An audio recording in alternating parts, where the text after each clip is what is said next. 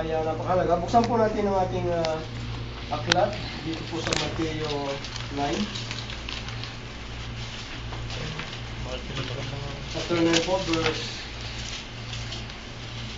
40.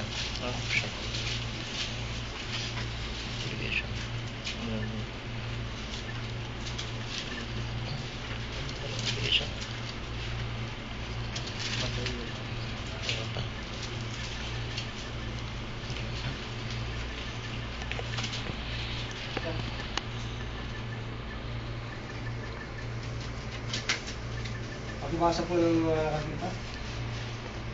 9:14-15.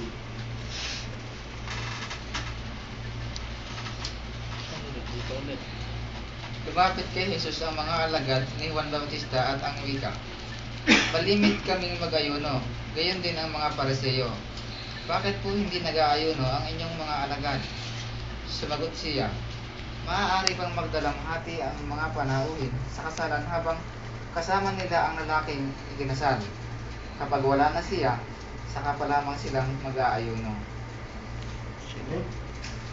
Narinig po natin ang sinasabi po ng salita. Ano po ang ating pong nakikita po dito? Ano po ang ating naobserbahan?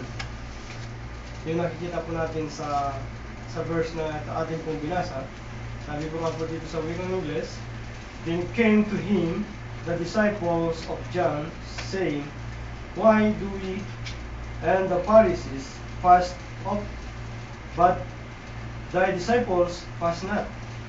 And Jesus said unto them, In the children of the bride chamber mourn, as long as the chamber-groom is with them, but the days will come, when the bridegroom shall be taken from them, and then shall they fast." Ano po ang ating naunawaan dito? Yung po ating po nakikita muna. Ano po yung nakikita natin dito? Pagtatalang po kasi.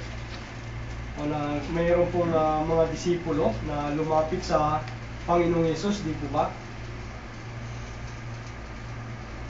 Ito po yung lumapit sa Panginoong Yesus, mga disipulo, na sila po ay curious at nagtatanong. Ano po ba yung mga itinanong na yun? Bakit hindi mo sila nag-aayon? Tungkol po sa pag-ayuno po, di ba? Ito po yung ating pag-aaralan natin po ngayong gabi. So, ano po yung ating naunawaan? Bakit po nagkaroon ng katanungan ang disipulo na ito?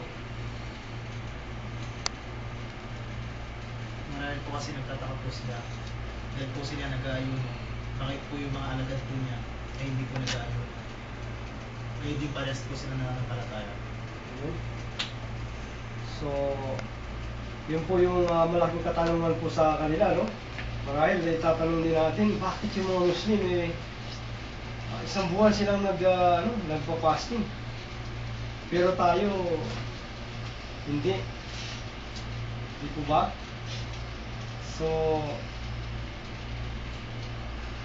ito po yung mga katanungan ng mga